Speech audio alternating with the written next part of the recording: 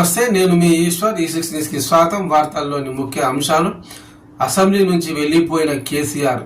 Governor ప్రసంగం తర్వాత assembly నుంచి వెళ్లిపోయారు కేసీఆర్. కాంగ్రెస్ పార్టీ నేతలు పదే పదే కేసీఆర్ రావాలని కోరిన నేపథ్యంలో ఇవాళ అసెంబ్లీకి వచ్చారు.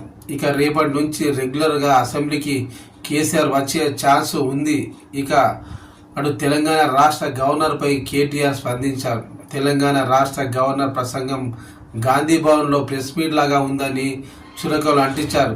గత 15 నెలల అట్టర్ ఫ్లాప్ పాలనపై ప్రాయశ్చాత్తాపం ఉంటుందని అనుకుంటున్నామన్నారు కేటీఆర్. రేవంత్ చేతకానితనం వల్ల రాష్ట్రంలో తెలంగాణ పంటలు ఎండిపోతున్నాయని విమర్శలు చేశారు. తెలంగాణ రాష్ట్రంలో 30% మించి రుణమాఫీ జరగలేదని, గవర్నర్ ప్రసంగంలో అన్ని అబద్ధాలే చెప్పించారని, 20% కమిషన్ తప్ప విజన్ లేని ప్రభుత్వం ఇది.